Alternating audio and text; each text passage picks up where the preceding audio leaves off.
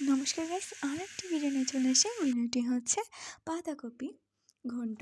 তো ওটা প্রথমে রাঁধতে গেলে কড়াইতে তেল দিতে হবে, তেল গরম হলে ওতে দিতে হবে জিরে ফোড়ন দেওয়ার পরে আলু দিতে হবে। আলু দেওয়ার পরে লবণ হলুদ দিয়ে একটু ভেজে নিতে হবে যতক্ষণ এটা কুক হয়ে গেলে এর মধ্যে দিতে হবে পাতাকপি দিয়ে একটু নেড়ে চেড়ে নিতে হবে। নাড়ার পর এতে হচ্ছে একটু ঢাকনা দিয়ে রাখতে হবে। এবার হয়ে গেলে ঢাকনা কয়েক মিনিট রাখতে হবে। রাখার পর ঢাকনা উঠিয়ে নিয়ে আবার নেড়ে দিতে হবে। নাড়াচাড়া করে আবার ঢাকনা দিয়ে দিতে হবে। আবার কিছুক্ষণ পর 5 মিনিট রাখার পর আবার ঢাকনা উঠায় নিতে হবে।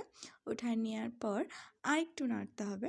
নাড়ার পর হচ্ছে এর মধ্যে একটু দারচিনি অনেক কিছু বেটে তারপর হচ্ছে এলাচের গুঁড়ো অনেক কিছু বেটে এর মধ্যে এটা দিয়েছে।